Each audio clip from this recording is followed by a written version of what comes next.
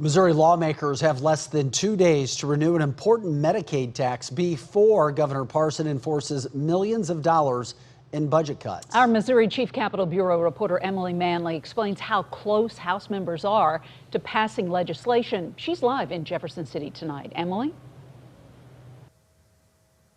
Well, Mandy and Vic, as I've reported before, July 1st is the deadline that Governor Mike Parson told lawmakers they have to renew the federal reimbursement allowance tax. Well, House members took another step forward today by holding a hearing on the renewal legislation. But as expected, there is going to be debate following the next 24 hours if abortion facilities and providers that offer abortion services should be funded. I am very concerned about losing our Medicaid funding, and we are here to protect our Medicaid funding. The tax that's paid by healthcare providers that brings in billions from Medicaid is now in the hands of the House.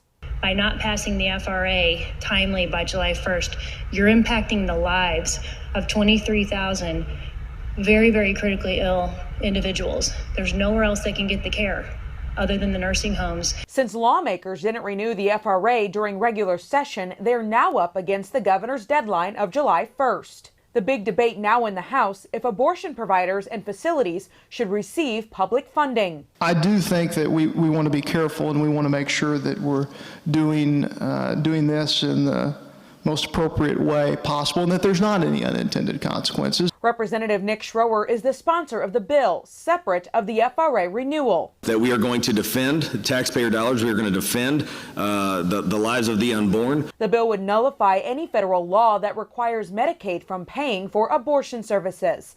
Missouri Right to Life spoke in favor of the legislation Tuesday. Standing up for life is not easy when we have a pro-abortion president, but he's made it very clear that he absolutely wants the Hyde Amendment to go away. While Planned Parenthood warned that this could jeopardize the state's entire Medicaid program. That is going to have extremely negative impacts on people who already face many challenges trying to access quality care.